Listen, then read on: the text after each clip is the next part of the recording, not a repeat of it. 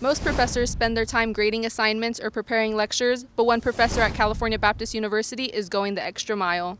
Not only is he the director of basic science at CBU, but Dr. Nathaniel Heyman is also an avid ultramarathon runner.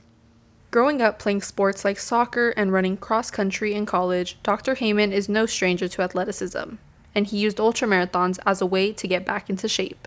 The first, I just tried to get in shape and did a 50K up in Big Bear because I live up in the mountains near Big Bear.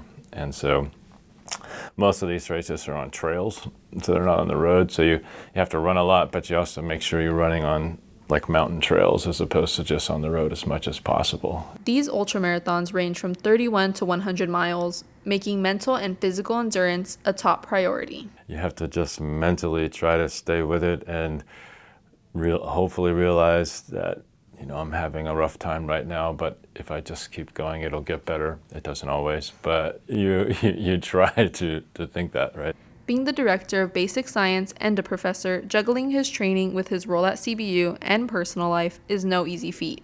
However, Dr. Heyman makes it work and offers advice for those listening. It doesn't have to be running, but just find something you enjoy that's a good physical activity, because I think for me, there's so many benefits, including the physical benefits, but probably you guys know, I just feel better when I get some exercise, and I'm exercising regularly. I think that spills over into other parts of life, right? From the lecture hall to the finish line, Dr. Heyman is proving that limits are meant to be tested, and with effort comes success, one race at a time. For CBU TV, I'm Alana Rivera.